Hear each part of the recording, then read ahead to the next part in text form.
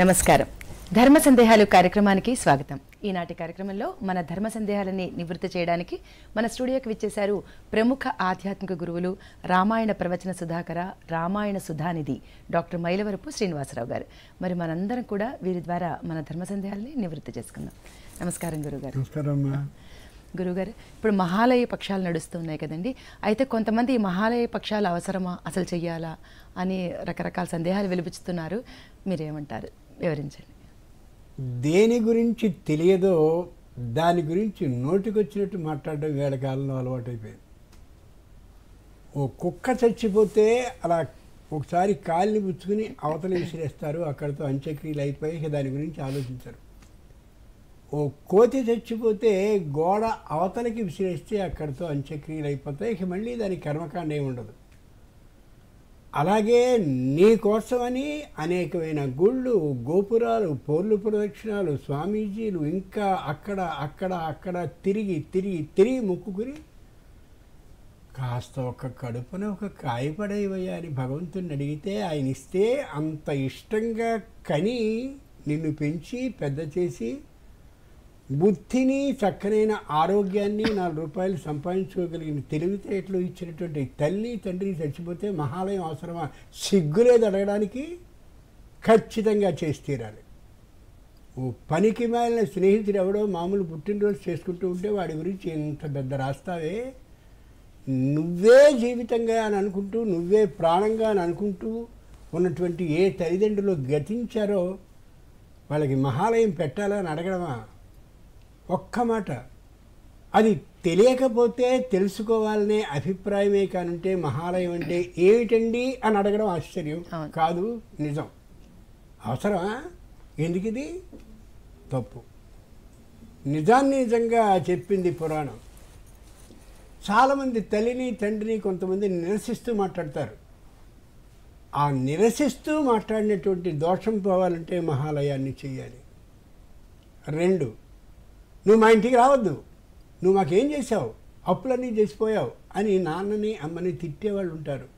ఆ దోషం పోవాలంటే చేయాలి. నేను ఉద్యోగంలో ఉన్న సమయంలో నాకు ఖాళీ లేదు, నేను ఇలా చేశాను అని చెప్పి బాధపడతాడే, ప్రాయశ్చిత్తం కోసం ఉంటాడే, వాడు మహాలయాన్ని చేస్తే 2 చేతులు ఆశీర్వదిస్తారు తల్లిదండ్రులు. బాగా గుర్తుంచుకోవాలి. మహాలయం అనేది మనం చేసినటువంటి తల్లిదండ్రుల విషయంలో, మరణించిన తల్లిదండ్రుల విషయంలో చేసిన, అలాగే ఇతరులైనటువంటి వాళ్ళు ఎవరైతే గురువులు ఉన్నారో, మనకి శ్రేయోభిలాషులు ఉన్నారో, కష్టకాలంలో 10 రూపాయలు ఇచ్చి వ్యాపారం చేసుకుని బతకరా అని చెప్పి మన ఈ స్థాయికి తెచ్చిన వాళ్ళు ఉన్నారో, అలాంటి వాళ్ళ కృతజ్ఞతని ప్రకటించుకోగలిగిన అమోఘమైనటువంటి రోజులు 15 ఇవి. యుతులు కూడా మహాలయాన్ని పెట్టాలి అని చెప్పారే, ఎంత గొప్ప విషయం. అంచేత మహాలయాన్ని పెట్టండి.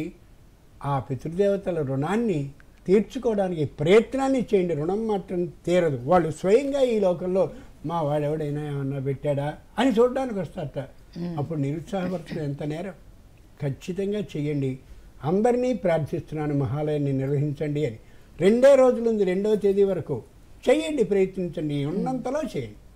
గురుగారు, యూట్యూబ్ లైవ్ చాట్లో ఒకరు అమెరికా నుంచి ధీరజ్ గారు అడుగుతున్నారు, ఈ మధ్యకాలంలో చనిపోయినప్పుడు ఆర్ఐపి అనే వాట్సాప్లో మెసేజ్ పెడుతున్నారు కదా, రెస్ట్ ఇన్ పీస్ అని, ఇది ఈ సనాతన ధర్మంలో ఇది ఎంతవరకు సబబు అని అడుగుతున్నారు. దాన్ని పిశాచ సందేశం అంటారు. చచ్చాడు, వీడి గొడవ వదిలిపోయింది, మనకి దరిద్రం వదిలిపోయింది, అది చచ్చింది, అయిపోయింది దాంతో పని అన్నప్పుడు నువ్వు ఆర్ఐపి అని మెసేజ్ లేదు, మౌనంగా ఊరుకో. నువ్వు ఆర్ఐపి అని బోడి మెసేజ్ అయినంత మాత్రం చేత స్వర్గానికి వెళ్ళే వాళ్ళని నరకానికి లాక్కురారు వాళ్ళు. హృదయపూర్వకమైనటువంటి భక్తి, విశ్వాసము, శ్రద్ధ ఉంటే అయ్యో ఆయన పోయారా, అయ్యో ఆవిడ ఎప్పుడే వెళ్ళిపోయిందా చెయ్యి. చక్కనైన భాషలో ఉంటే అప్రాచ్యుడు ఎవడో ఆర్ఐపిని పెడితే అది పెడతావా? కొన్ని ఇటువంటివి ఖచ్చితంగా ఖండితంగా మనం చెప్పుకోకపోతే తెలిసి సావదు చాలు జనానికి. పూర్వం రోజుల్లో దేవతా వస్త్రాలను కథ ఒకటి ఉండేది. ఓ రాజుగారికి గుడ్డ లేకుండా ఊరేగుదామని ఆనందం పుట్టిందిట. పుడితే అందరూ మామూలుగా అలా పెడుతూ ఉంటే రాజుగారు కదా, అందుకోసం అందరూ దండం పెడుతూ బో రాజుగారు రాజుగారు రాజుగారు ఏమో ఏమైనా శిక్ష వేస్తాడేమో అని. 5 ఏళ్ల కుర్రాడు చీ దిశమలతో ఊరుగుతున్నాడు, సిగ్గులేదు అన్నట్ట. అప్పుడు రాజుగారు వెళ్ళిపోయాట. అంచేది ఇట్లా చెప్పిన రోజున ఇట్లాంటి దిక్కుమాలిన మెసేజ్లు ఇవ్వడం మానేస్తారు. నిర్భయంగా చెప్పడమే. మహా అయితే ఏం చేస్తారు, ఇది బాగుండలేదు, మాకు నచ్చలేదు, నీకు నచ్చలేదు, నాకు అవసరం లేదు, పురాణం చెప్పింది నేను చెప్తున్నాను, పురాణానికి నచ్చింది అది చెప్పినా నేను చెప్తున్నాను. కాలర్ రెడీగా ఉన్నట్టున్నారు. కాల్. హలో హలో నమస్కారం అండి. ఓ అపర్ణ గారు అడగండి. ఈవిడ కూడా రెగ్యులర్ కాలర్ అండి. గురువు గారు అడగండి. నాకు చిన్న సందేహం ఉంది. ఈ గత జన్మలో చేసిన పాప పుణ్యాలు బట్టి మనం ఈ జన్మలో అనుభవిస్తామని అంటారు కదా, అలాగే ఈ జన్మలో ఏదైనా అనారోగ్య పరిస్థితులు వచ్చినప్పుడు ఏ రకమైన తప్పు చేసి ఉంటే కనుక ఇది ఈ అనారోగ్యం వచ్చి ఉంటుంది అన్న దానికి ఏదైనా ఒక ఇది ఉంటుందా అండి అన్నది నాకు ఒక సందేహం. పూర్వజన్మ కృతం పాపం వ్యాధి రూపేణ బాధతే. వ్యాధి అంటే శరీరానికి వచ్చే రోగం అనే కాదండి, మానసికంగా రోగం. పిల్లలు ఉన్నారు 4, ఒక్కడు కూడా నాకు సహకరించడం లేదు వృద్ధాప్యంలో. ఆడపిల్లలు ఉన్నారు 3, కానీ వాళ్ళు అసలు మేము అనుకున్నటువంటి వివాహాలే చేసుకోలేదు అని ఇలా మానసికంగా తలకిందలైపోతుంటారు చూడండి తల్లిదండ్రులు. అది మనోవ్యాధి, దాన్నే ఆధి అంటుంది సంస్కృతం. వ్యాధి అంటే శరీరానికి వచ్చిన వ్యాధి. పాపం మంచంలోనే అన్నీ జరుగుతూ ఉంటాయి, చేసేవాళ్ళు ఉండరు. వాడు 15,000 20,000 పడేసి కొడుకు ఇదిగో పంపించాను నీకు ఆయానని, అది నోటికొచ్చినట్టు అన్నీ తిడుతూ ఉంటుంది. ఎవరిలో కొంతమంది మాత్రం ప్రత్యేకంగా ఆ అత్తమ్మకో ఇంకోళ్ళకో అన్నీ ప్రత్యేకమైన జాబితా రాసుకుని ఇన్నింటికి ఇది ఇది ఇది ఇది అని శ్రద్ధతో చేసేవాళ్ళు చాలా తక్కువ మంది ఉంటారు. ఈ ఆయాన్ని పెడితే తినో ఇంకెంతసేపు అని వాళ్ళు తిడుతూ ఉంటే ఎంత ఘోరం అది. ఈ జన్మలో వచ్చిన ఈ వ్యాధి పూర్వ జన్మలో చేయబడ్డటువంటి పాపానికి. కాబట్టి అప్పుడు ఏం చేయాలి? అప్పుడు ఇలా తిడుతోందని ఆవిడ మీద ఫిర్యాదు చేయడం కాదు. ఈ విధమైన కష్టం నాకు లేకుండా చెయ్యని విష్ణు సహస్రనామన్నో లలితా సహస్రనామన్నో దాన్నే నిరంతరం అనుకుంటూ ఉంటే ఇది మెల్లిగా కరిగి ఈ పాపం మళ్ళీ మంచి రోజులు వచ్చే అవకాశం వస్తుంది. చాలా ఉదాహరణలు ఉన్నాయి అలా మంచి రోజులు వచ్చినవాడు. ఆవిడకి సమాధానం దొరికింది. మరో కాలర్ అండి. హలో హలో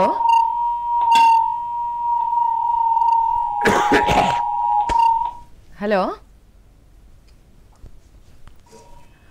చెప్పండి, ఎక్కడి నుంచి మాట్లాడుతున్నారు? మీ పేరు?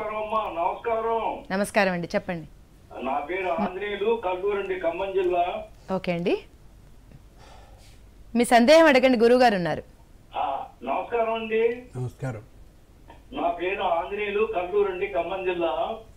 ఓకే, గురువు గారికి శతకోటి నమస్కారం. నాకు చిన్న 2 ధర్మ సందేహాలు. ఒక ధర్మ సందేహం అడగండి. ఒకటే అడగమంటారు తల్లి? అవునండి. సరే, మరి ఒక మాట.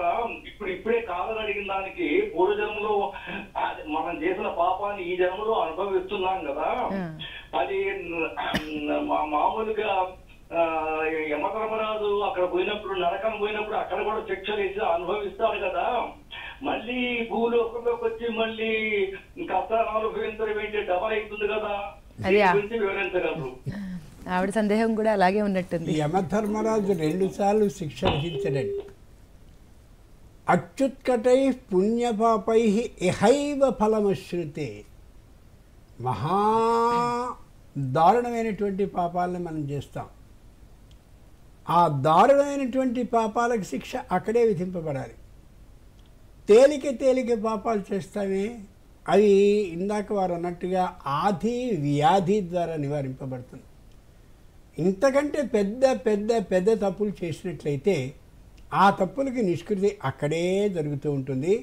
అచ్యుత్కటై పుణ్యపాపై ఇహైవ ఫలమశ్నుతే త్రిభిర్వర్షై త్రిభిర్మాసై త్రిభిఃపక్షై త్రిభిర్దినై. 3 సంవత్సరాల్లో శిక్ష అనుభవిస్తాడు, 3 మాసాల్లో శిక్ష అనుభవిస్తాడు, 3 పక్షాల్లో శిక్ష అనుభవిస్తాడు, 3 రోజుల్లో అనుభవించేవాడు కొంటుంటాడు. భయంకరమైన నేరం. ప్రపంచం అంతా కూడా ఎంత దారుణం చేశాడు రా వాడు అనేంత నేరం అందరూ కానీ ఒక వ్యక్తి మీద మోపితే అది నిజమైతే వాడు ఇక్కడే శిక్ష అనుభవిస్తాడు. ఇక్కడ కూడా శిక్ష అనుభవించకుండా ఉండే స్థాయి కంటే పై స్థాయి అయితే అక్కడ వాళ్ళు దానికి శిక్ష విధిస్తారు. 2 సార్లు కాదు, ఒకే కష్టం ఎక్కువ, కష్టం తక్కువ, నేరం ఎక్కువ, నేరం తక్కువ, స్థాయి బట్టి. మరో కాల్ రండి. హలో హలో హలో నమస్కారం అండి. నమస్కారం అమ్మా. చెప్పండి. నమస్కారం. ఎక్కడి నుంచి మాట్లాడుతున్నారు? మీ పేరు, సందేహం. శ్రీకాకుళం అండి, జగదీష్ చంద్ర ప్రసాద్. ఓకే అండి. శ్రీకాకుళం జగదీష్ చంద్ర ప్రసాద్. ఓకే అండి, అడగండి, మీ సందేహం ఏంటి అడగండి. ఏమీ లేదు, బలవంతుడు, గుణవంతుడు, ధనవంతుడు, ధైర్యవంతుడు, భగవంతుడు, ఈ 5 మాటలకి ఆయన నిర్వచిస్తే బాగుంటుందని. ధనవాన్ అంటే మతు ప్రత్యయం అంటారు సంస్కృతం. తత్ అస్య అస్తి అస్మిన్ స్థితి మతుప్ అని. ఇది ఇతడికి ఉంది, ఇది ఇతడిలో ఉంది అని చెప్పేటప్పుడు మతుప్ అనే ప్రత్యయం వస్తుంది. అది వకారంగా మారుతూ ఉంటుంది అకారంతం మీద. ధైర్యవాన్ అంటే అతనిలో ధైర్యం ఉంది, అతనికి ధైర్యం ఉంది. బలవాన్ అతనిలో బలం ఉంది, అతనికి బలం ఉంది. అలాగే గుణవాన్ గుణం ఉంది, అతనిలో గుణం ఉంది, గుణం కలిగినటువంటి వాడు అతను. ఇలా మతుప్ అనే ప్రత్యయం ఇలా తెలియచేస్తూ ఉంటుంది. ఈ శక్తి ఏదైతే ఉందో దాన్ని సత్ విధానానికి వినియోగించినట్లయితే అప్పుడు అతన్ని గుణవాన్ అని పిలవాలి. అలాగే ధైర్యాన్ని సరైనటువంటి తీరులో వినియోగించినట్లయితే ధైర్యవాన్ అని పిలవాలి. బలాన్ని సరైనటువంటి పద్ధతిలో వినియోగిస్తే అతన్ని బలవాన్, బలవంతుడు అని పిలవాలి. అంచేతనే పూర్వం రోజుల్లో వాళ్ళు చెప్పారు, ఖలస్య సాధోర్విపరీతమేతత్ జ్ఞానాయ దానాయ చ రక్షణాయ. దుర్మార్గుడైనటువంటి వాడికి బలంగానే వచ్చినట్టయితే సజ్జనుల్ని హింసించడానికి ఉపయోగిస్తాడు. అదే మంచి చదువుకున్నటువంటి వాడుండి పాండిత్యం బాగా ఉన్న మంచివాడైతే జ్ఞానాన్ని పంచడానికి ఉపయోగిస్తాడు. అది జ్ఞానవంతుడు అవుతాడు, అతడు బలవంతుడు అవుతాడు ఇందాకటి వాడు. కాబట్టి సత్ వినియోగాన్ని చేస్తే అది యథార్థమైన వినియోగం, దుర్వినియోగం చేస్తే అది. అలాగే బలం బాగా ఉంది, వాడు జ్ఞానాయ దానాయ చ రక్షణాయ, మంచి బలం ఉన్నటువంటి వాడు రక్షించేందుకు ఉపయోగిస్తాడు. అదే దుర్మార్గుడైతే శిక్షించడానికి ఉపయోగిస్తాడు. చదువుకున్నటువంటి వాడు ఉంటాడు ఒక లోకంలో, మంచి చదువు వస్తుంది, ఆ విద్య వచ్చింది కానీ వాడికి బుద్ధి లేదు. వాడు అక్కడి నుంచి ఏం చేస్తాడు? పురాణాలు అబద్ధం అండి, శాస్త్రం అబద్ధం అండి, వాస్తు అబద్ధం అండి, జ్యోతిషం అబద్ధం. వీడికి ఏం రాదు కాబట్టి అలా మాట్లాడుతున్నాడు. తెలుసు అని చెప్పాలంటే చాలా చదువుకోవాలి, జీవితం సరిపోదు. తెలియదు అన్నదానికి ఏమైనా తిట్టచ్చు, అది నోరు కాదుగా. మరో call. Hello hello hello hello, శుభోదయం అమ్మా. శుభోదయం అండి. బాగున్నారమ్మా అందరూ? అందరం బాగున్నాం. అడగండి, మీ సందేహం ఏంటి అడగండి. సుబ్బలక్ష్మి గారు. గురువు గారు నమస్కారం అండి. నమస్కారం అండి. పాదాభివందనాలు గురువు గారు. సౌభాగ్యవతి భవ, దీర్ఘ సుమంగళి భవ. అది ఒక సందేహం అండి. దూర్వాస మహామునికి కోపం ఎక్కువ అంటారు కదా అండి, అంత కోపంగా ఉండడానికి గల కారణం ఏమిటో వివరించవలసిందిగా కోరుతున్నాను గురువు గారు. శంకరుడు తనకున్నటువంటి మహాట్టహాసం ఏదైతే ఉందో, విపరీతమైనటువంటి కోపం ఏదొచ్చేదో, ఆ కోపం మొత్తాన్ని తీసేసి నేల మీద కొడితే ఆ కోపం నుంచి పుట్టాడు దుర్వాస మహర్షి. మొత్తం కోపాన్ని నేల మీద. నమస్తే రుద్రమన్యవ ఉతోత ఇషవే నమః. శంకరుడికి మామూలుగా కోపం రాదు, ఎప్పుడూ నవ్వుతూ ఉంటాడు ఆయన. ఆయన కోపం ఎందుకు వస్తుందంటే, పూర్వం ఒకసారి చెప్పిందే మళ్ళీ చెప్తున్నా. 5 పిల్లలు ఉన్నారు అని అనుకుందాం ఓ తండ్రికి. 5 తనకున్నంత ఆస్తిని సమానంగా పంచేశాడు. ఏ 3వవాడో 5వ వాడి ఆస్తిని కాజేయడానికి అనేకమైన పన్నాగాను పన్నుతూ ఉంటే ఆ 3వ వాడి మీద ఆయన కోపం వస్తుంది. మనలో అట్లాంటి 3వ వాళ్ళు చాలామంది ఉన్నారు. ఎవరి మటుకు వాళ్ళకి వాళ్ళ బుద్ధి, జ్ఞానము, సంపద, ధనము, ఆరోగ్యం ఇచ్చేసాను కదా, ఎందుకు వాడిని నువ్వు కాజేస్తావు, కాజేయాలని ఆలోచిస్తావు, అందుకు కోపం వస్తుంది. అంతేకాని శంకరుడు ఎప్పుడూ పరమానంద ప్రియుడు తప్ప కోపిష్టి కాదు.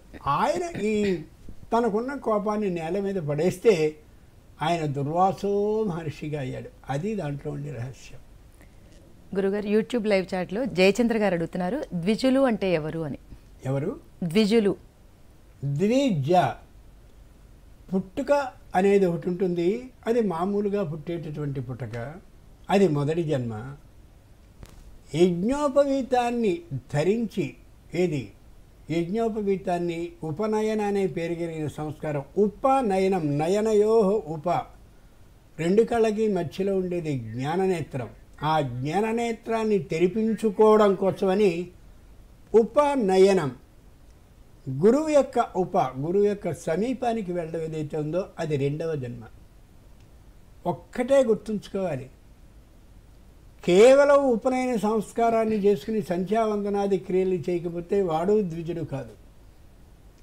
ఏ విధమైనటువంటి సంస్కారము సంప్రదాయము లేకపోయినా కూడా అనేకమైన విశేషాలను తెలుసుకుంటే వాడు ఉత్తముడు. ధర్మవ్యాధోపాఖ్యానం మనకు తెలియజేస్తుంది భారతంలో. అంచేత జ్ఞాననేత్రాన్ని తెరిపించుకోవడం కోసమని నిజమైనటువంటి గురువుని ఆశ్రయించి అమోఘమైనటువంటి జ్ఞానాన్ని తెరిపించుకున్నట్టయితే ప్రతివాడు ద్విజుడు, రెండవ జన్మ కలిగిన వాడే అవుతాడు. గుర్తుంచుకోగలగాలి. ద్విజ అంటే 2 సార్లు పుట్టేవి. చిన్నప్పుడు పళ్ళు పుడతాయి, తర్వాత మళ్ళీ అవి పోయి రెండోసారి నిజమైన పళ్ళు పుడతాయి. కాబట్టి వాటికి ద్విజ అనే పేరు. సంస్కృతం ఎంత గొప్ప భాష, ఇన్ని అర్థాలు అంటూ ఉంటాయి. అంచేతనే దానికి కావాలని అప్రాచ్యులు తొక్కేస్తే, అవునండి సంస్కృతంలో ఏం పసలేదు అంటాడు. వీడికి సంస్కృతంలో అక్షరం రాదు, వీడికి రానివాడే తిడతాడు ఎక్కువ. గురుగారు అమెరికా నుంచి ధీరజ్ అడుగుతున్నారు, వెంకటేశ్వర స్వామిని బాలాజీని ఎందుకు పిలుస్తారు? చాలా గొప్ప ప్రశ్న. బాలాజీ అమ్మవారు బాలా త్రిపుర సుందరి స్వరూపం. ఎప్పుడూ నవ్వుతూ ఉంటుంది. ఆవిడ కళ్ళు ఆకర్షణకి గనుల్లా ఉంటూ ఉంటాయి. వెంకటేశ్వర స్వామి గర్భాలయం దగ్గరుండే ఉంది కదా కులశేఖర పడి అంటారు. కులశేఖరుడు అనేటటువంటి వాడు ఒక గడపగా అయ్యాడు. అక్కడి నుంచి మీరు కానీ జాగ్రత్తగా లోపలికి చూస్తే వెంకటేశ్వర స్వామి స్త్రీ రూపమేని స్పష్టంగా తెలుస్తుంది. 16 సంవత్సరాల ఆడుపిల్లకి చనుకట్టు ఎలా ఉంటుందో అట్లా ఎవ్వెత్తుగా ఉండేటటువంటి స్తనాలు కనిపిస్తాయి దేవుడికి. 2, స్త్రీలకి ఉన్నంతటి పుష్పాలని అలంకరించుకోవాలనే మోజు పురుషులకు ఉండదు. స్త్రీలకు ఉన్నంత నగల్ని విపరీతంగా వేసుకుంటూ వేసుకుంటూ వేసుకుంటూ ఎన్ని నగలైనా సరే అలా వేసుకుంటూనే ఉండే లక్షణం స్త్రీలకు ఉంటుంది. అది వెంకటేశ్వర స్వామికి ఉంటుంది. పైగా విపరీతమైనటువంటి అభిషేక ప్రియుడు ఆయన. అభిషేకాన్ని చేయించుకుంటూ ఉంటాడు ఆయన. మామూలు అలంకార ప్రియో విష్ణువు అంటాం, శంకరుడికి అభిషేక ప్రియత్వం అంటాం, ఈయనకి అభిషేక ప్రియత్వం. పసుపు ముద్దలు పెట్టి పూర్తిగా మలయప్ప స్వామిని అలా అభిషేకిస్తూ ఉంటే, చక్కనైన చందనంతో సువాసన ద్రవ్యాన్ని అలా వేస్తూ ఉంటే అమోఘంగా ఆనందపడతాడు. ఎక్కడా కూడా పురుషుడైనటువంటి వాడు పసుపు బట్టని కట్టుకుని స్నానం చేయడు. వెంకటేశ్వర స్వామికి పసుపు బట్ట కట్టి స్నానాన్ని చేయిస్తారు. అంతేకాదు ఆ సమయంలో శ్రీ సూక్తం చదువుతారు వాళ్ళు. హిరణ్యవర్ణాం హరిణీం శ్రీ సూక్తాన్ని చదివిస్తారు. ఈ విధంగా చేస్తారు. ఇంకో విశేషం కూడా ఉంది. ఆయన స్త్రీ అని స్పష్టంగా చెప్పడానికి ఆయన పాదాలని కానీ మనం చూసినట్లయితే అతి స్పష్టంగా లలితా సహస్రనామాల్లో అమ్మవారికి ఏ విధంగా ఉంటుందో అదే విధంగా పాదాలు కనిపిస్తాయి. ఆయన పాదాలకి 5టికి కూడా మట్టెలు కనిపిస్తాయి. మెట్టెలు కాదు, మట్టెలు కనిపిస్తాయి.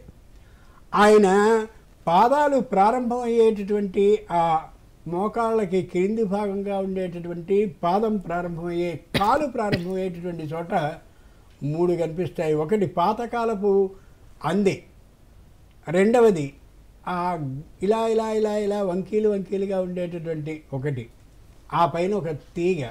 ఈ 3 ఆ పాదానికి ఈ పాదానికి కూడా ఉంటాయి. ఇవన్నీ స్త్రీలు ధరించేటువంటి దానికి గుర్తు. పురుష స్త్రీ విభాగం తెలియాలి అంటే ఈ బొడ్డు నుంచి తల వరకు ఉండే దూరం, బొడ్డు నుంచి పాదాల వరకు ఉండే దూరాన్ని లెక్కిస్తారు. బొడ్డు నుంచి పాదాల వరకు ఉండే దూరం తక్కువైతే ఈ శిరస్సు నుంచి బొడ్డు వరకు ఉండే దూరం కంటే స్త్రీ రూపం. ఒక్కసారి వెంకటేశ్వర స్వామి రూపం చూడండి. ఇక్కడ వరకు విశాలంగా ఉంటుంది, అక్కడి నుంచి తక్కువగా కనిపిస్తుంది. ఖచ్చితమైనటువంటి స్త్రీ రూపం. అన్నిటికంటే రేపు బ్రహ్మోత్సవాలకి భగవంతుడు పిలిచాడు. ఎంతో అదృష్టవంతుడిని, పూర్వజన్మలో ఎప్పుడో చేసుకున్నటువంటి పుణ్యం వ్యాఖ్యానానికి. అవేళ అమ్మవారి ప్రత్యేకంగా తాను వచ్చేటటువంటి సందర్భంలో మోహిని అవతారంలో అంతఃపురం నుంచి వస్తుంది తప్ప ఆవిడ వాహనశాల నుంచి రాదు. ఇది నా ఇల్లు, నేను నా ఇంట్లోంచి వస్తున్నాను, కేవలం ఇదే రూపం. కాబట్టి బాలాజీ అంటే స్పష్టమైనటువంటి స్త్రీ రూపము అని మాత్రమే అర్థం. మొత్తం ఆభరణాలన్నీ ధరించే విధానం కనిపిస్తుంది. 108 సాక్ష్యాలు ఉన్నాయి. మనకి సమయం 2 నిమిషాలే కాబట్టి చెప్పలేదు. కాలర్ రెడీగా ఉన్న ఎంతోమంది కాలర్స్ వెయిట్ చేస్తున్నారు.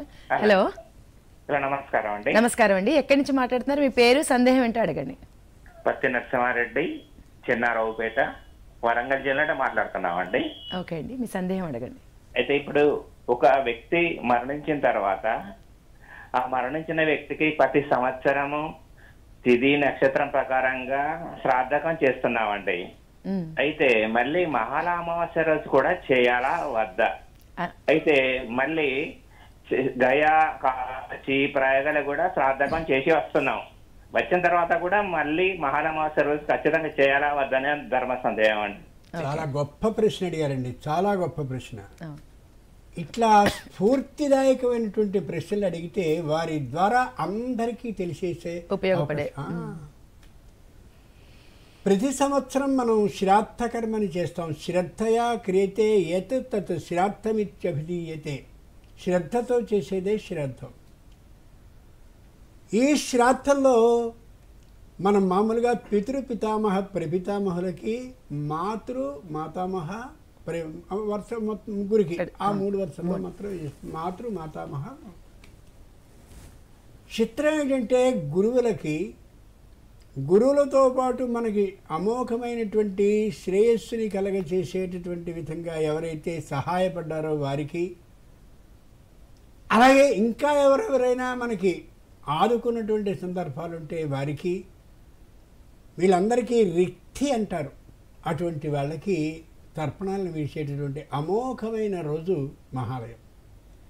అంటే అక్కడ కేవలం మాతృవంశం వారికి, పితృవంశం వారికి మాత్రమే చేస్తుంటే ఇప్పుడు ఈ అందరికీ కూడా చేసేటువంటి అమోఘమైన అవకాశాన్ని పొందగలుగుతాం వేళ మనం. మన కుటుంబం అంటే ఎంతో ఆత్మీయంగా ఉండి మనని చాలా పెంచినటువంటి వాళ్ళు ఎవరో 2-3 ఉండొచ్చు. వాళ్ళకు కూడా కృతజ్ఞతను తీర్చుకోగలిగినటువంటి అవకాశం ఈరోజు వస్తుంది, మహాలయం రోజు. ఇది 2. 3వది గయా, అక్కడికి వెళ్ళి మనం చేస్తామే.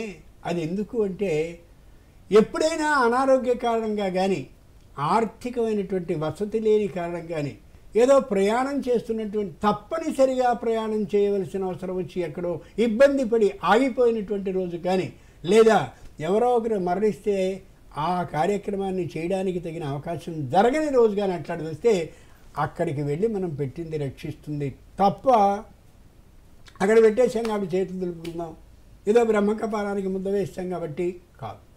కాబట్టి ఖచ్చితంగా ఈ అన్నీ చేసి తీరవలసిందే, రక్షించేందుకనమాట. ఎంత గొప్పగానో శాస్త్రాన్ని వాళ్ళు నిర్ణయించి ప్రత్యేకమైన విధానాన్ని ఏర్పాటు చేసుకున్నారు వాళ్ళు. మరో కాల. హలో హలో హలో, నమస్కారం అండి. నమస్కారం అండి, చెప్పండి. ఎక్కడి నుంచి మాట్లాడుతున్నారు? మీ పేరు, సందేహం. మరి ఖమ్మం అండి. నా పేరు సంధ్య. పాఠశాల గురువు గారు చేతకోరు నమస్కారాలు గురుగారు. పరమేశ్వరార్పణం అండి. ఒక చిన్న సందేహం గురుగారు. బీబీ నాంచారి తిరుపతిలో వెండి వాకిట్లో ఉంటుంది కదా గురుగారు, ఆమె కొంచెం మాకు చెప్పారా గురుగారు? ఆమె తెలియదు నాకు. బీబీ నాంచారి ఎక్కడ ఉంటుంది? తిరుపతిలో ఉంటుంది కదండి. బీబీ నాంచారి తిరుపతిలో. బీబీ నాంచారి అనే ఆవిడ కింద ఉండే చెప్తా, కింద ఉండేటటువంటి చంద్రగిరి అనేటటువంటి ప్రదేశంలో ఉంటుంది. ఆవిడ అమోఘమైనటువంటి భక్తి తత్పరత వెంకటేశ్వర స్వామి విషయంలో కలిగి ఉండేది. వెంకటేశ్వర స్వామికి మహానివేదనం అయిందనేటటువంటి విషయాన్ని తెలియజేస్తూ పెద్దగా గంట మోగిన తర్వాత మాత్రమే ఈవిడ భోజనాన్ని స్వీకరిస్తూ ఉండేది. వెంకటేశ్వర స్వామికి అమోఘమైనటువంటి భక్తి శ్రద్ధ కలిగినటువంటి ఉత్తమురాలైన గృహిణి ఆవిడ. అది మామూలుగా తెలిసి తెలియని వాడు పాట రాసేసి బీబీ నాంచారమ్మ బిగిగా ఒకటి ఉన్నాడు అని రాస్తే వాడి అజ్ఞానాన్ని పుచ్చుకుని మనందరం కూడా అబ్బో బీబీ నాంచారు కూడా వెంకటేశ్వర స్వామికి వెళ్ళామే, మనకి తగిలించేయడం అలవాటు. ఎంత తప్పది.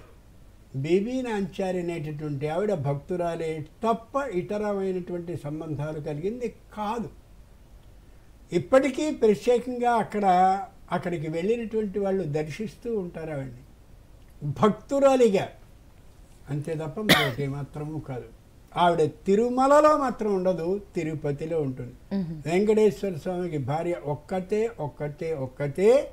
ఆవిడ పద్మావతి మాత్రమే. అలర్మేర్ మంగయ్య అంటారు. అలర్ అంటే పువ్వుల, మేర్ పైన ఉండే, మంగయ్య అంటే కన్య. ఆ పువ్వులు పద్మాలు కాబట్టి పద్మాల మీద కనిపించిన ఆమె కాబట్టి పద్మావతి అయింది ఆవిడ.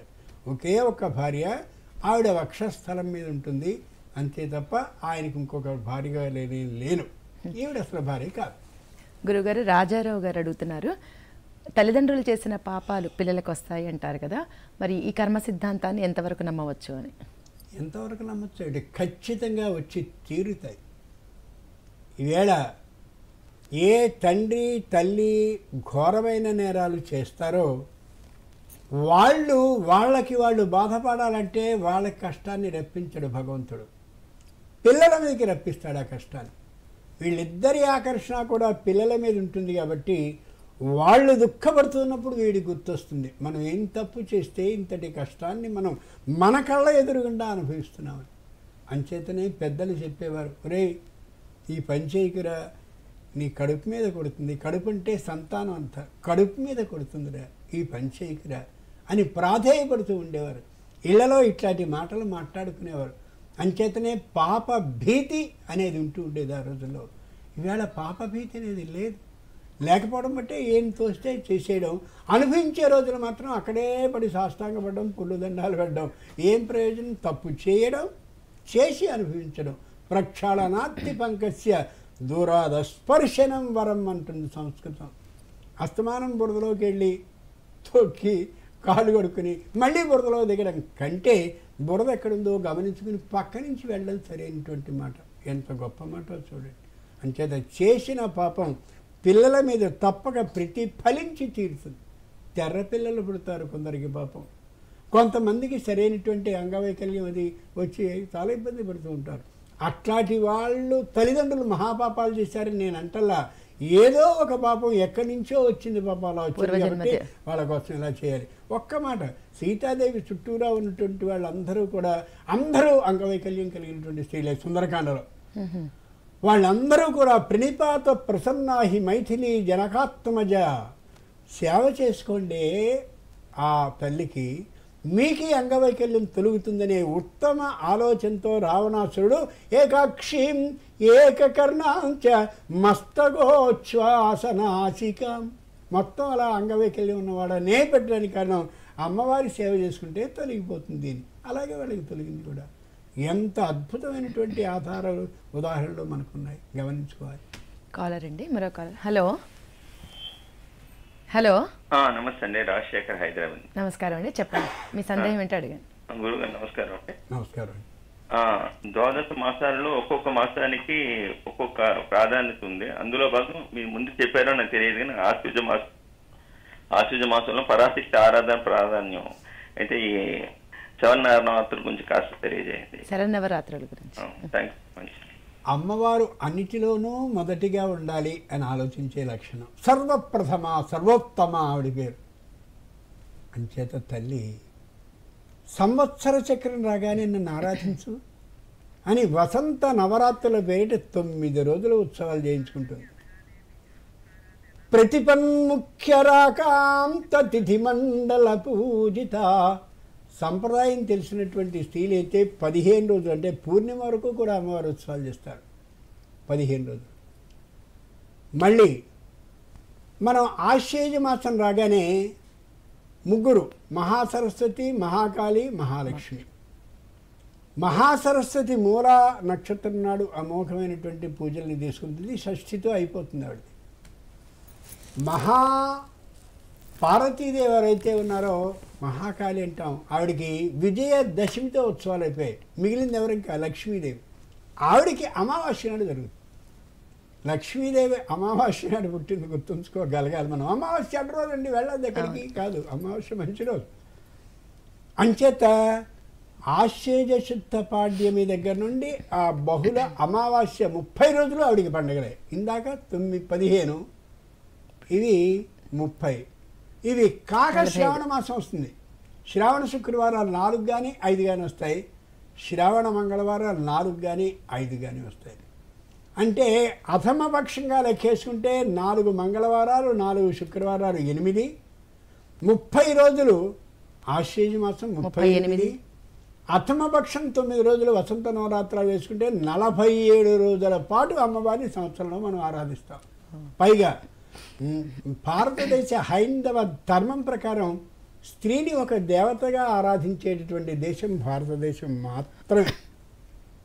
మిగిలిన ఏ దేశంలో కూడా అలా ఉండదు. కొన్ని సందర్భాల్లో అయితే దేవాలయాల దగ్గరికి వెళ్ళి నన్ను ఎందుకు స్త్రీగా పుట్టించావని ఏడవలసినటువంటి స్థితి కూడా కనిపిస్తూ ఉంటుంది. అట్లాంటి విధానం లేదు.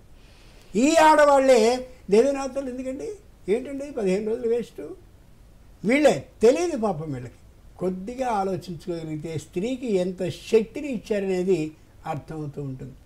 అటువంటి దేవీ నవరాత్రాలు ఏవైతే ఉన్నాయో ఇక్కడ ముఖ్యమైన విశేషం. మనకి 3 రాత్రులు. ఏమిటి పిచ్చి మాట, 3 రాత్రులు ఏమిటి, ఇన్ని రాత్రులు మాకుంటే. మొట్టమొదటి గణపతి నవరాత్రాలు 9 రోజులు. వినాయకుడు వచ్చి సాధన చేయవలసిన అభ్యాసానికి సంబంధించిన ట్రైనింగ్ మొత్తం శిక్షణ ఇస్తాడు 9 రోజుల్లో. నా దగ్గర శిక్షణ పూర్తయింది, మా అమ్మ దగ్గరికి వెళ్ళు అని చెప్పి 9 రోజులు అమ్మవారి నవరాత్రోత్సవాల దగ్గరికి పెట్టి అమ్మవారి దగ్గరికి పంపిస్తాడు. ఆవిడ శిక్షణ ఇస్తుంది. 9 రోజులు పుత్రుడు ఇచ్చాడు, 9 రోజులు తల్లి ఇచ్చింది. మేము ఇద్దరం చెప్పేశాం, మా ఆయన ఉన్నాడు శంకరుడు, ఆయన దగ్గరికి వెళ్ళంటే అప్పుడు శివరాత్రి వస్తుంది. 9, 9, 18, 1, 19, 19వ రోజుకి నిజమైనటువంటి సాధన కానీ మనకు కలిగితే మహాశివరాత్రి అవుతుంది. అప్పటికి మనకి సంపూర్ణమైన సాధన స్థితి వస్తుంది. సాధకులు మనం కాగలుగుతాం. ఇంత అమోఘమైన శక్తి విధానము ఉన్నటువంటి రోజులు ఈ 9. ముఖ్యంగా అందరికీ మనవి చేస్తున్నాను ప్రార్థన పూర్వకంగా, ఈ అమ్మవారి నవరాత్ర కాలంలో 9 రోజుల మొత్తం మీద ఈ రోజన్నీ కాకుండా మొత్తం 108 మార్లు లలితా సహస్రనామాన్ని పారాయణం చేయండి.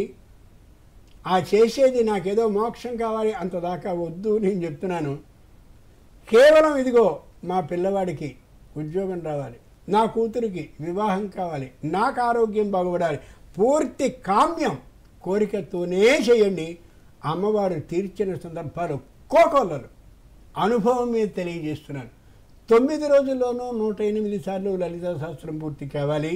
అది ఈ రోజుని అని లెక్క పెట్టుకోకుండా చేసుకోండి. లేదు మీరు అలా చేసుకోగలిగితే అలా చేసుకోండి. మొత్తానికి 108 రోజుల్లోపు దేవీ నవరాత్ర శక్తి మీ అందరికీ అర్థమవుతుంది. మీరు అద్భుతమైనటువంటి అనుగ్రహ పాత్రలు అవుతారు అమ్మవారికి.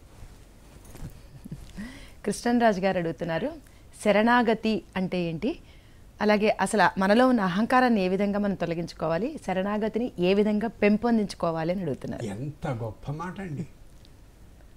శరణ ఆగతి విధానం. రాముడు ఆలోచించాడు, నేను రావణాసురుడిని చంపాలి. సహిదేవైరుదీర్ణశ్య రావణస్య వతార్థిభిః అర్చితో మానుషే లోకే యజ్ఞే విష్ణు సనాతనః. నేను వైకుంఠంలో విష్ణువున రావణాసురుని చంపడం కోసమని ఎవరిని శరణం వేడాలి? కౌసల్యా గర్భ సంజాత. అమ్మ కౌసల్య మాత, నీ గర్భాన్ని ఇస్తావా నేను పుట్టడానికి? శరణ ఆగతి. ఎంత ఆశ్చర్యం. భలే ఆనందపడ్డాడు, అమ్మయ్య నాకు గర్భం దొరికింది పుట్టడానికి. మరి నాతో పాటు 3 ఉన్నారు కదా, వాళ్ళకి కూడా సరైనటువంటి గర్భాలు లభించాలి కదా. ఎప్పుడూ తనకి తాను మాత్రమే చూసుకునేవాడు కాదు భగవంతుడు, తనతో పాటు చూసేవాడు. అంచేత సుమిత్రని కైకమ్మని కూడా ఏర్పాటు చేసి అప్పటి వరకు సంతానం కలగనీలా. ఎంత గొప్పవాడో చూడండి. వాళ్ళకి కూడా శరణ ఆగతి విధానాన్ని ఏర్పాటు చేశాడు. అయిపోయిన తర్వాత ఇక్కడే అయోధ్యలో బ్రహ్మాండమైనటువంటి యువరాజ్య పట్టాభిషేకం చేసుకుని ఇక్కడే కూర్చుండిపోతే రావడం అథ కాదుగా. అంచేత విశ్వామిత్రుడిని శరణ ఆగత విధానం వచ్చాడంతే. శీఘ్రం ఆఖ్యాతం ప్రాప్తం కౌశికం గాధినస్తుతం, పంపించాడు మీ అబ్బాయిని. గట్టిగా అరిచేశాడు విశ్వామిత్రుడు, పంపించాడు. అక్కడికి వెళ్ళిన తర్వాత వెంటనే బల అతిబల 2 విద్యలు తీసుకున్న తర్వాత తటకానామ భద్రం తే, ఒక్కొక్కళ్ళు శరణిచ్చారు రామచంద్రమూర్తికి. నేనున్నానయా, రా, పర్వాలేదు, తాటకంది. వెళ్ళాడు.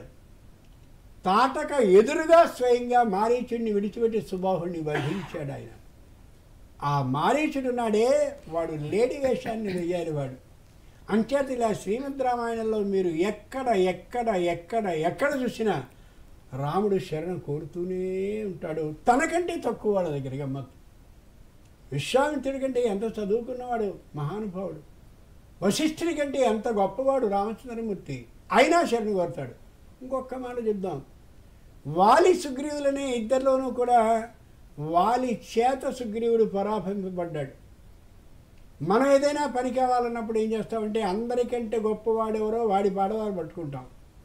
కానీ రామచంద్రమూర్తి వాలి పాదాలని పట్టుకోరా, సుగ్రీవుడి దగ్గరికి వెళ్ళి శరణియ్యి అని అడిగాడు.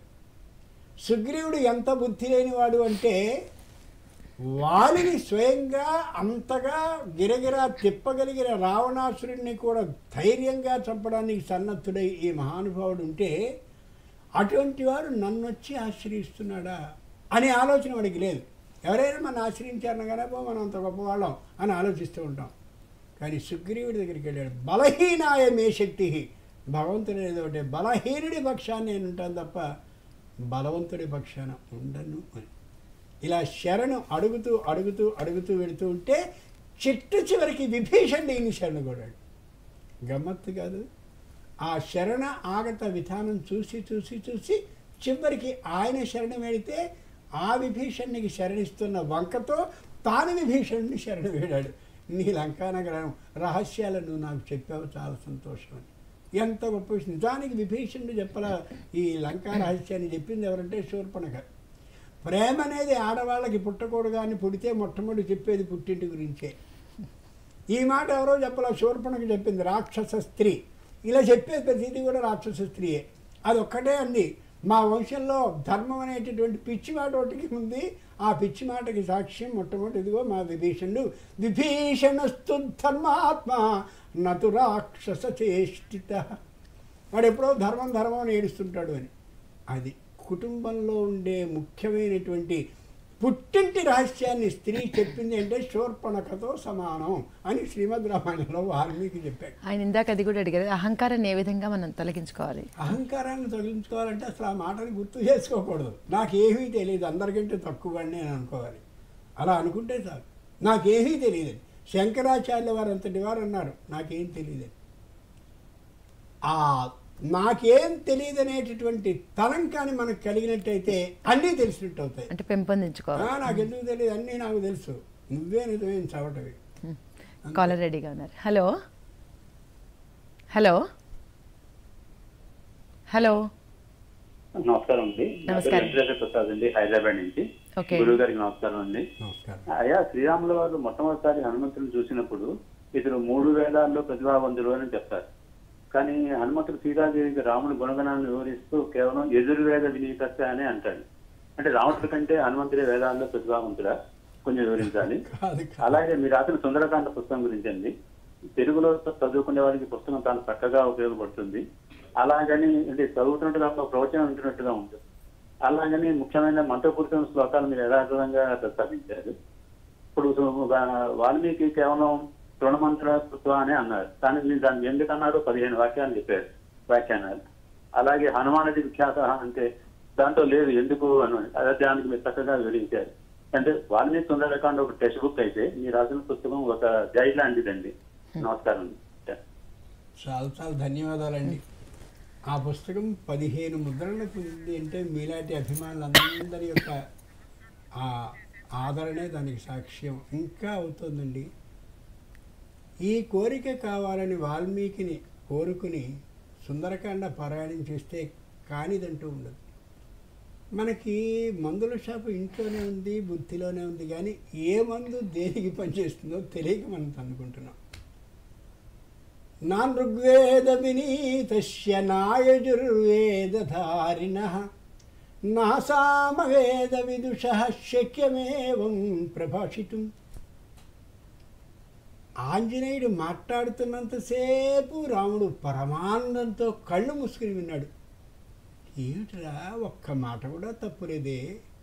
నా ముఖే నేత్రయోర్వాపి లలాటే చ భ్రువోస్తథా అన్యేష్వపి చ గాత్రేషు నో దోషో విద్యతే క్వచిత్. కొంతమంది మాట్లాడుతుంటే కళ్ళు ఎగరేస్తారు, కొంతమంది చేతులు విసురుతారు, కొంతమంది కాళ్ళను బలంగా ఆడిస్తారు. ఒక్క లక్షణం లేదే. ఖచ్చితంగా నేను అనుకున్నటువంటి వేద మంత్రాలని అలా అన్వయించుకుంటూ ఉంటే ఆంజనేయ స్వామికి 3 వేదాల్లోనూ అమోఘమైన శక్తి విధానం ఉంది అనే మాట నేను చాలా ఆశ్చర్యపడుతూ ఆనందిస్తున్నాను అన్నాడు.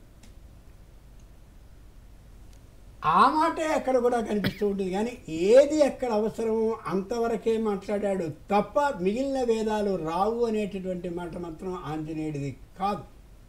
ఈయన చాలా గొప్పవాడండి అని ఏ శాస్త్ర సభలో అతడు మాట్లాడుతున్నాడో ఆ శాస్త్రంలో నిష్ణాతులే అంతవరకే చెప్తారు. ఇంకేంటే శాస్త్రసభ ఆ శాస్త్రానికి సంబంధించింది మాత్రమే కాదు.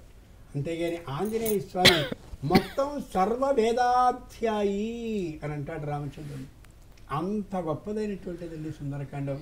ఆంజనేయ స్వామిని గుర్తు చేశారు, ఓసారి స్మరించుకునే అవకాశాన్ని ఇచ్చారు. సంతోషం. సుజాత గారు అడుగుతున్నారండి, మనిషి పోయిన తర్వాత సంవత్సరం లోపు చేసేటువంటి మాసికాల గురించి వివరించండి గురువుగారు అంటూ. అవును అవును, 3 శరీరాలు ఉంటాయి. ఒకటి స్థూల శరీరం, రెండవది ప్రేత శరీరం, మూడవది ఆత్మ శరీరం. స్థూల శరీరం అంటే కనిపించే కాళ్ళు, ముక్కు, చెవులు, కళ్ళు, ఇవన్నీ ఇక్కడితో అయిపోతాయి, భస్మం అయిపోతాయి. అక్కడి నుంచి రెండవదైనటువంటి ప్రేత శరీరం పెడుతూ ఉంటుంది. ఆ ప్రేతకి ఇక్కడ జరిగేటటువంటి విషయాలు తెలుస్తూ ఉంటాయి. మనమేమీ తెలియవు, మనకి తెలియవు, కానీ తనకి ఇక్కడ జరిగేవి తెలుస్తూ ఉంటాయి. సకాలంలో సరైనటువంటి విధంలో కర్మలన్నీ జరుగుతున్నాయా లేదా గ్రహించగలుగుతుంది. ఆకలి దప్పిక అనేటటువంటివి ఉంటే 10వ రోజున ధర్మ ఉదకాలు అని ఇస్తారు. మన చుట్టాలైనటువంటి వాళ్ళు, తెలుసున్నటువంటి వాళ్ళు అందరూ వచ్చి ధర్మోదకాలను విడిస్తే ఆకలి దప్పిక అనేవి తీర్చుకుంటూ మెల్లమెల్లగా మెల్లమెల్లగా మెల్లమెల్లగా ప్రయాణిస్తూ 12వ నెలకి ఏదైతే ఉంటుందో దాని వెనుక రోజు వరకు ఈ స్పృహ స్మృతి కలిగి పెడుతుంది. అందుకని మాసికాలు పెడతాం అన్నమాట. పధిపధిచ, ప్రతి మార్గంలోనూ కూడా ఇదిగో మేమున్నాం అని మనం ఎక్కడి నుంచి విడిచేటటువంటి ఏ అంజలులు ఉంటాయో అంటే తర్పణ జలాలు ఉంటాయో అవన్నీ అక్కడికి చేరుతూ ఉంటాయి. 12వ నెల ప్రారంభం కాగానే సాంవత్సరికము అని జరుగుతుంది. సంవత్సరీకాలు కాదు, సాంవత్సరికము. ఇటువంటి సందర్భాల్లోనే తెలుసుకోగలగాలి. సాంవత్సరికం, ఆబ్దికం, అబ్దం ఆబ్దికల్లాగా సంవత్సరం సాంవత్సరికం. ఆ సంవత్సరం ఎప్పుడైతే అయిపోయిందో సంవత్సర విమోక్షణం అయిపోయాక అక్కడి నుంచి ప్రతి సంవత్సరం ఇంకేదంటే అలా వెళుతున్నటువంటి కాలంలో నెల ఒక రోజైతే అక్కడి నుంచి సంవత్సరం ఒక రోజైతే అలా అలా అలా అలా మానం మారిపోతూ ఉంటుంది. ఇక్కడ ఉన్నాం మనం ఎప్పుడైతే బ్రిడ్జ్ పోర్ట్లో 2.5 గంటలు ఆలస్యంగా ఉంటూ ఉంటాం. ఎందుకని మనకు తెలుసు కదా, అక్కడ ఇంకోచోట అలా మారిపోతుంది. అలా సంవత్సరం అయిన తర్వాత జరిగేది సంవత్సర విమోక్షణం జరుగుతుంది. కాబట్టి అప్పటి నుంచి ఆత్మశరీరం ఏర్పడుతుంది. అది చూస్తూ ఉంటుంది.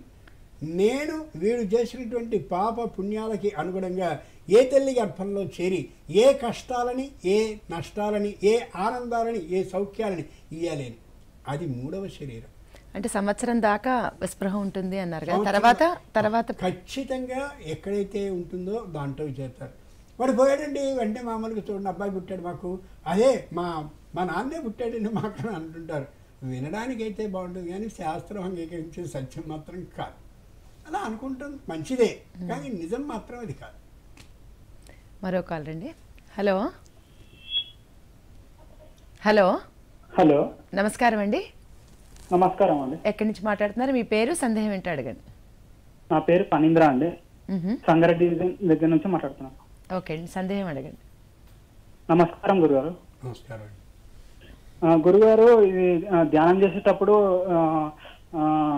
దర్భాలు వేసుకొని పరుచుకొని కూర్చుంటాం కదండి, అవి ఎందుకు అలా దర్భాలను వాడతారండి? అవి ఎక్కడ లభిస్తాయి? అనేది పవిత్రమైందండి. పాల సముద్రాన్ని చిలికేటటువంటి సందర్భంలో ఏ మందరం అనే పర్వతం అయితే ఉందో, ఆ మందరం అనే పర్వతం భూమిలోని కంటే బురదలోనికి దిగిపోయినప్పుడు శ్రీ మహావిష్ణువు దాని కింద ఉండి ఉద్ధరించాడు దాన్ని. ఆయన వీపు మీద ఈ మందరం అనే పర్వతంతో ఇలా వాసుకి అనేటటువంటి కవ్వాన్ని పెట్టి వాసుకి పాముని కవ్వంగా చేశారు. అప్పుడు శ్రీ మహావిష్ణువు వీపు మీద ఉండేటటువంటి రోమాలు ఇలా పూర్తిగా రాపిడికి ఊడిపోతే ఆయన ఒడ్డుకొచ్చి విదిల్చుకున్నాడు.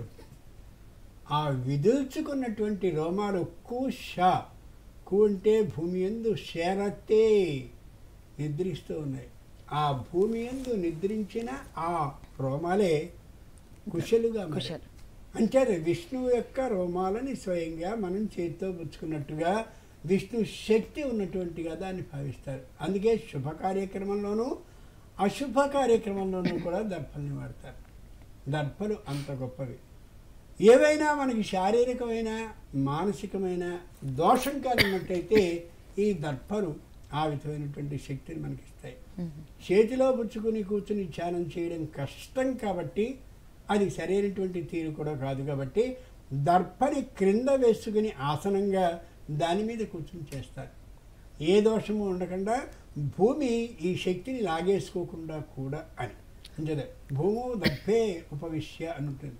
భూమి యందు దర్భని వేసుకుని దాని మీద కూర్చుని, అదే దర్భ ఆసనము అంటే. శుక మహర్షి అలాగే పరీక్షణ్ మహారాజును కూర్చోబెడితే అలా ప్రత్యేకమైనటువంటి తూర్పు దిక్కుగా ఉండే దర్భల్ని ఏర్పాటు చేసుకుని అలా కూర్చుండిపోయాడు. ఎంత గొప్ప దృశ్యం అది. గురుగారు, యశోద గారు అడుగుతున్నారు, వాలి సుగ్రీవులు వానరులైతే వారి భార్యలు కూడా వానరులేనా అని. ఒక్కటి, వాళ్ళందరూ కామ రూపులు.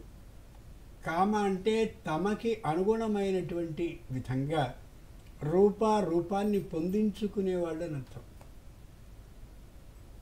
అణిమా మహిమా చేవ గరిమా లఘిమా తథా ప్రాప్తి ప్రాకామ్యమీషత్వం వశిత్వంచ అష్టసిద్ధయ. 8 సిద్ధులు ఉన్నాయి. ఆ 8 సిద్ధుల్లోనూ ఏ రూపం కావలిస్తే ఆ రూపాన్ని ధరించగలిగిన శక్తి ఉన్న జాతిలో పుట్టినవాడు వాళ్ళు. అంచేతనే అలా అవుతూ ఉంటుందన్నమాట. వృక్షరజుడు అనేవాడు ఉంటే ఆ వృక్షరజుడు స్త్రీ రూపాన్ని పొందితే ఈ ఇద్దరు కలిగారు. వాలి సుగ్రీవుడు అనే ఇద్దరు కూడా ఆ రూపాన్ని వాళ్ళు మార్చుకోగలిగిన శక్తి వాళ్ళకు ఉండేటటువంటి సిద్ధి కారణంగా ఉంది. మనకి షిరిడి సాయిబాబా చరిత్రలో కూడా కనిపిస్తూ ఉంటుంది. ఆయన వెళ్ళగానే రామచంద్రుడిలా కనిపించాడు అంటాడు. ఆ సిద్ధిని పొందగలిగిన శక్తి ఉంది కాబట్టి అలా ఆయన మారగలిగాడు. నేను నమ్మనంటే నీ కర్మ, చెప్పింది అది యథార్థం. మనం నమ్మాలి అనే దృష్టితో మనం వెళ్ళినప్పుడు అది నిజమో కాదో అర్థం అవుతుంది. నేను నమ్మను అనే దృష్టితో నువ్వు వెళితే నీకేం కనపడదు, ఏది కూడా కనపడదు. అంచేత సిద్ధి శక్తి ఉన్నప్పుడు వాళ్ళు అలా పుడుతూ ఉంటారు. మరో కాల్ అండి. హలో హలో నమస్తే అండి. నమస్తే అండి, చెప్పండి, ఎక్కడి నుంచి మాట్లాడుతున్నారు? చంద్రశేఖర్ కేరళ నుంచి మాట్లాడుతున్నామండి. ఓకే అండి. గురుగారు నమస్కారం అండి. నమస్కారం అండి. రామాయణంలో రామావతారము, రాముడు అవతారం సాధించిన తర్వాత లవకుశులు పట్టాభిషేకం చేసిన తర్వాత రాజ్యం పరిపాలిస్తారు. వాళ్ళు ఎంతకాలం పరిపాలించారు? ఆ తర్వాత త్రేతాయుగం అంతరించిందా లేదా ఇంకా తర్వాత ఇంకా పరిపాలించారు? గురుగారు ఒక్కటండి, ప్రధాన కథ అధినాయకుడైనటువంటి రామచంద్రమూర్తి అనే పెద్ద దీపం అలా వెళ్ళిపోయాక తర్వాత చిన్నమైనటువంటి దీపాలు ఎన్నున్నా ప్రకాశం అనేది ఉండదు.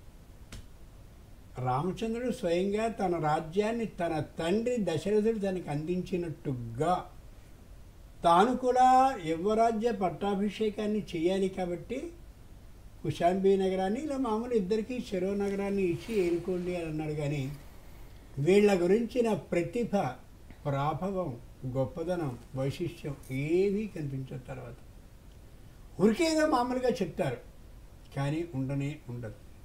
ప్రధానమైనటువంటి వ్యక్తికి ఉండే శక్తి, ఆ విధానం, ఆ ఉండేటటువంటి ధర్మరక్షణ విధానం, పద్ధతి ఏమీ కనిపించిన తర్వాత అలాగే త్రేతాయుగం నిస్సారంగా ముగిసిపోతుంది. తర్వాత ద్వాపరం ప్రవేశిస్తుంది. వాళ్ళ గురించి అంచేతనే తెలుసుకోవాల్సిన అవసరం లేదనే ఉత్తరం చివరిలో పెట్టాడు. ఉత్తరాఖండ అని. అంటే కథంతా రాముడు రావణ వధని చేసిన ఉత్తరం తర్వాత జరిగిన కాండగా దీన్ని పేరు పెట్టి ఆయన చేశాడు. అస్సలేం కనిపించదండి. ప్రధానమైన దీపం తీసేసాక ఇంకేముంటుంది? వినాయకుడు చేసాం ఉత్సవాలు, ఆ పీఠం నుంచి ఆయన తీసుకెళ్ళి నిమజ్జనం చేశాం, తర్వాత ఏముంటుందండి? ఏమీ ఉండదు. మరొక హలో హలో హలో నమస్కారం అండి, చెప్పండి. ఎక్కడి నుంచి మాట్లాడుతున్నారు? మీ పేరు, సందేహం అడగండి. నమస్తే మేడం, మేము కర్నూలు డిస్ట్రిక్ట్ ఆదో నుంచి మాట్లాడుతున్నాము. ఓకే. గురువు గారు నమస్కారం అండి.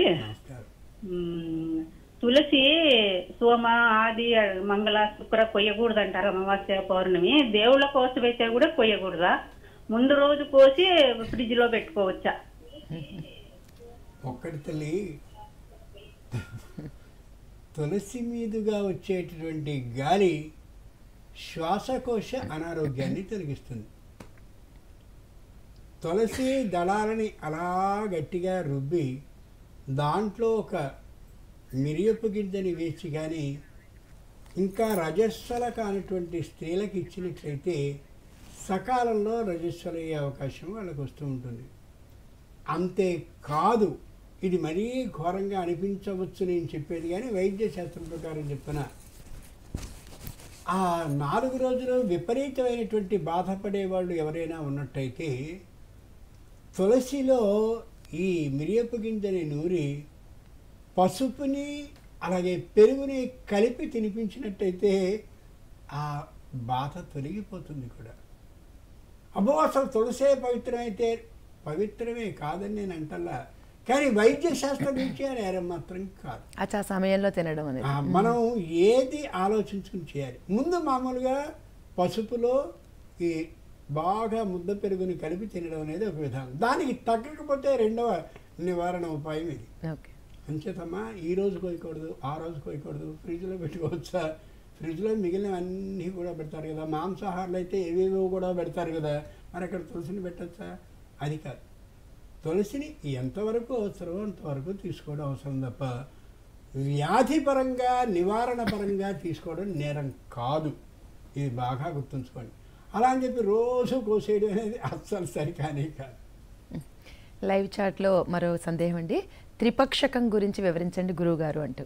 త్రైపక్షికం, పక్షము అంటే 15 రోజులు, త్రైపక్షికం అంటే వ్యక్తి మరణించిన తరువాత 3వ 15వ రోజులు చేసే కార్యక్రమం. అక్కడి నుంచి పై లోకానికి వెళ్లేందుకు తగినటువంటి ఏర్పాట్లను చేసుకుంటూ ఉంటుంది ఆ ప్రేత శరీరం. ఈ స్థూల శరీరం వెళ్ళిపోయాక అక్కడి నుంచి ప్రారంభం అన్నమాట. మనం మామూలుగా మెట్లు ఎక్కడానికని వెడతాం, తిరుమల ఇంకోటో చదరపు నేల మీద నడిచిన తర్వాత మొదటి మెట్టు ఎక్కుతామే, ఆ మొదటి మెట్టుకు త్రైపక్షికం. ఇక్కడి నుంచి ఇంకా పైకి వెళుతున్నట్టు లెక్క. నిజంగా హృదయపూర్వకంగా మంత్రార్థాన్ని కానీ తెలుసుకున్నట్టయితే కన్నీళ్ళు బొట్టబొట్ట కారిపోతాయి. అయ్యో నేను తండ్రికి చేస్తున్నాను, తల్లికి చేస్తున్నాను, విపరీతంగా చేస్తున్నాను. మీరు భావోద్వేగులు అవుతున్నారు. మరొక హలో మేడం, నమస్తే మేడం. నమస్కారం అండి, చెప్పండి. ఎక్కడి నుంచి మాట్లాడుతున్నారు? మీ పేరు, సందేహం అడగండి. నీలకంఠ, హైదరాబాద్ మేడం. గురుగారు నమస్కారం. గురుగారు నమస్కారం అండి. గురుగారు, కర్మ ఫలం గురించి ప్రశ్న. ఈ జన్మలో చేసిన సత్కర్మలు, దుష్కర్మలు వాటి ఫలము ఈ జన్మలోనే అనుభవించాలంటారు. కొందరేమో పూర్వజన్మ కర్మ ఫలము ఈ జన్మలో అనుభవించాల్సి వస్తుంది అంటున్నారు. మనం విరివిగా పూర్వజన్మ సుకృతం అనేది కూడా ఎక్కువ వినపడుతుంటుంది. గరుడ పురాణంలో చూస్తేనేమో ఈ జన్మలో చేసిన పాప ఫలితాలన్నీ భయంకరమైన శిక్షల్లో విధిస్తారన్నట్టు చదివాను. ఈ విషయం గురించి కొంచెం ఎలా ఇద్దరు అడిగారు. ఇంతకు ఇదే ప్రశ్న ఇదే కార్యక్రమంలో చెప్పడం జరిగిందండి. రాత్రికి జరిగే రిపీట్లో మీరు కానీ విన్నట్లయితే మీ అనుమానం తీరుతుంది. మళ్ళీ అదే ప్రశ్నకి సమాధానాన్ని చెప్పి ఎదురు చూస్తుండేటటువంటి ఆ ప్రేక్షకుల్ని నిరాశ పరచకూడదనే ఉద్దేశంతో మీరు అడిగిన ప్రశ్నకి చెప్పడం. అంతేకాకుండా యూట్యూబ్ లో కూడా చూడొచ్చు. యూట్యూబ్ లో కూడా మనకు మళ్ళీ ఇదే ప్రశ్నకి వివరంగా సమాధానం చెప్పడం జరిగింది. ఇద్దరు కాలర్స్ అడిగారు. మరో కాల్ రిసీవ్ చేసుకుందాం అండి. హలో హలో హలో నమస్కారం అండి, చెప్పండి. ఎక్కడి నుంచి మాట్లాడుతున్నారు? మీ పేరు, సందేహం ఏంటో అడగండి. నమస్తే మేడం, నా పేరు నాగరాజ్ అండి. నేను హైదరాబాద్ నుంచి మాట్లాడుతున్నానండి. ఓకే మేడం, నా సందేశం ఏంటంటే సందేహం ఏంటంటే పితృదేవతలకి ఉత్తమ గతులు కలగాలంటే మేము ఏమేం చేయాలో తెలుపగలం. చక్కటి మంచి మాట. జీవతో వాక్యకరణాత్ జీవతోర్వాక్యకరణాత్ ప్రత్యబ్దం భూరి భోజనాత్ గయాయాం పిండదానాచ త్రిభిః పుత్రస్య పుత్రత. మీ తల్లిదండ్రులు దేని గురించి ఆలోచించేవారో, మీరు ఏ స్థాయికి వెళ్ళాలని నిరంతరం అపేక్షిస్తూ ఉండేవారో దానికి అనుగుణంగా ప్రవర్తించండి. మా నాన్న ఏదో చేదస్తుడు అలా చేశాడు కాదు. ఆయన నిజమైనటువంటి అమోఘమైన ఆత్మశాంతికి నోచుకోవాలంటే ఆయన మాటని మీరు ఆలోచించుకుని చేసుకోండి. ఒకటి, ప్రత్యబ్దం భూరి భోజనాత్. ఆయన ఎవరంటే బాగా ఇష్టపడుతూ ఉండేవారో, మీ చుట్టాలు ఎందరున్నారో, దీని మీద మాత్రమే శ్రద్ధ కలిగిన వారు ఎవరున్నారో వాళ్ళందరినీ పిలిచి భోజనాన్ని పెట్టండి. అంచేతనే ఇష్టై సహ భుజ్యతాం ఆబ్దికంలో మంత్రం ఉంటుంది. ఇష్టై సహ భుజ్యతాం అంటే నీకు ఇష్టమైన వాళ్ళు అని కదా అర్థం. ఈ ఆబ్దికం పట్ల ప్రత్యేకమైన భక్తి, శ్రద్ధ, ఇష్టం ఉన్నటువంటి వాళ్ళతో కలిసి భోజనం చేయాలి. సరిగ్గా గరుడ పక్షిలాగా పక్షి తీర్థంలో వచ్చే గద్దలా వాళ్తాడు వాడు. 1 గంటకు అయిపోతుందో దర్శనం అవుతుంది, అయితే సరే 1 గంటకు వస్తాను, 1:30కి తిని బారిపోతాను. వాడికి ఆ పక్షి తీర్థంలో గద్దకి తేడా లేదు. ముందు నుంచి ఆ రోజు అక్కడికి వచ్చి ఆ చేయబడేటటువంటి శ్రాద్ధ కృత్యంలో తాను అక్కడ చూస్తూ పాల్గొని మా అన్న, మా తాత, మా నాన్న ఇలా అని అనుకుంటూ వాళ్ళ స్మృతుల్ని తలుచుకుంటూ 10 మందితో అనుకుంటూ ఆ తర్వాత భోజనాన్ని చేసి పెడితే అది నిజమైన విధానం. అలా ఏర్పాటు చేయండి భోజనాన్ని. ఇష్టం వచ్చినట్టుగా తినేసి ఎంతకంత వదిలేసిపోతాడే వాడు పరమ నీచుడు. అన్నన్న పరిశిక్షీధ తద్వ్రతమితి. ఈవేళ అన్నదానాల కార్యక్రమాలు జరుగుతుంటాయి. మీరు ఒక్కసారి చూస్తే ఆశ్చర్యం ఇస్తూ ఉంటుంది. చెప్పలేనంత వేస్ట్ అయిపోతూ ఉంటుంది. పద్ధతి కాదది, అది అన్నదానం కాదది. అన్న హరణం, అన్నాన్ని నాశనం చేయడం అవుతుంది. గయాయాం పిండదానాచ.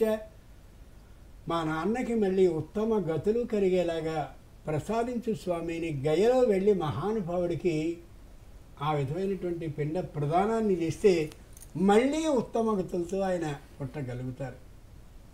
దేవో యది పితా జాతః శుభకర్మానుయోగతః తస్య అన్నమృతం భూత్వా దేవత్వేప్యనుగచ్చతి.